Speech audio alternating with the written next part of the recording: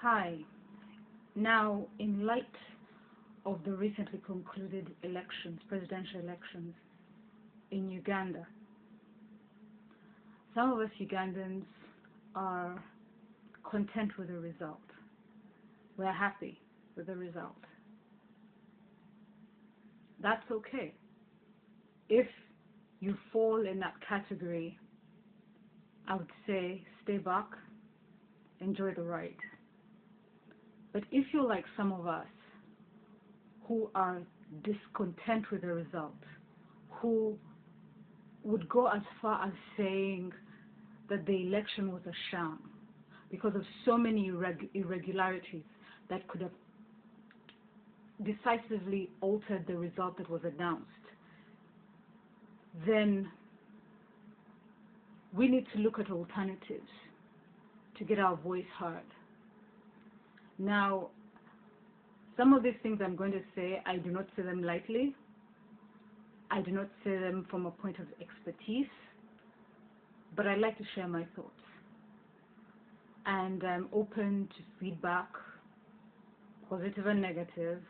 I mean, that's what social media is about, right? But I'll say this. For those of us who are discontent with the results, there are things to do. But I realized that at the forefront of our minds, how do we protest while minimizing human casualty?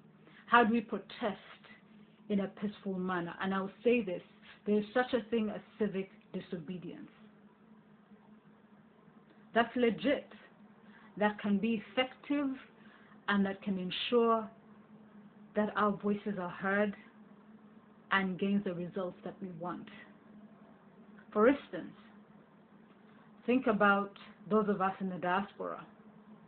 What can we do to join our brothers and sisters, to let their voice be heard, and to let the world know that the government that is in Uganda right now is an illegitimate government?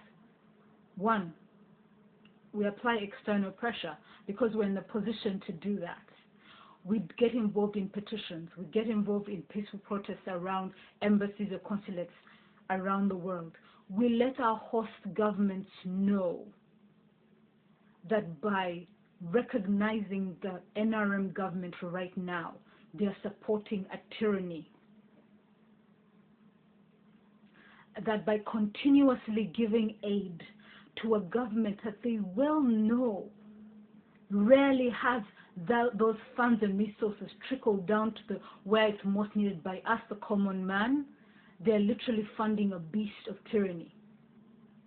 They're supporting a dictatorship. They're giving it the means to stay in power. So whether you want to be a desktop online warrior, I'm not even going to hate on that. Tweet away, create as much awareness of it as possible. Facebook away, create as much awareness of it as possible. Get involved in lobbying, get involved in protests, write petitions, make them know what's happening. Let them know in uncertain terms that they support an illegitimate government. For those in the country, we probably bear the biggest responsibility and maybe will pay the highest price. And that's not something any of us should take lightly. Not because we're less or more of Ugandans than anyone else, but because we're right at the center of it. We're at ground zero. And yes, you do not have to march the streets. But I'll say this, for everyone that marches the streets in a peaceful protest against a government that they believe is not legit, that form of protest is valid. And it's lawful. It is. But I hesitate to say this, but I've thought about it. The reason as to why in of itself marching on the streets will not be enough is for three main reasons. One, it can be easily abused. Tempers flare, people get involved in skirmishes, violence breaks out. Two, you can have people infiltrate, pretend to be part of the peaceful protesters, break out into violence, give the protest a bad name. Three, the government right now is an old hand at handling those things. They've shown us time and time and again over the past maybe 10, 15 years that they will just squash it. So maybe it's time to change strategy. Maybe on top of those things that we've been doing, we can add a couple of things. Things that will minimize human casualty but will send a message and cripple a government. For example, imagine this. You wake up one morning in Uganda and there are no taxis on the street around the country whatsoever. There is a lockdown. People have sat down. Taxis have said they are not operating in the entire country for a week. Imagine that. You wake up one morning and all the borders are off the street. They have decided they're not going to operate. You wake up one morning and all the small businesses in the country have decided they're not opening. You wake up one morning and then you find out that everyone in a corporation or in a government entity has refused to work for 4 days, 5 days, 6 days a week.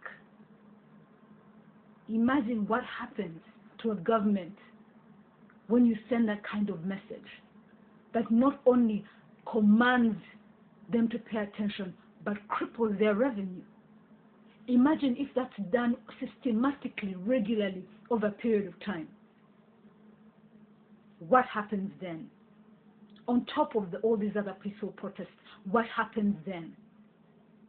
We stand a better chance of being heard. But we also let them know we're fed up. We're fed up enough to sacrifice our convenience, to let them know that we're not even thinking of short term. We're thinking of legacy. We're not thinking of ourselves. We're thinking of our children. We're thinking of our children to give them a shot at a real democracy.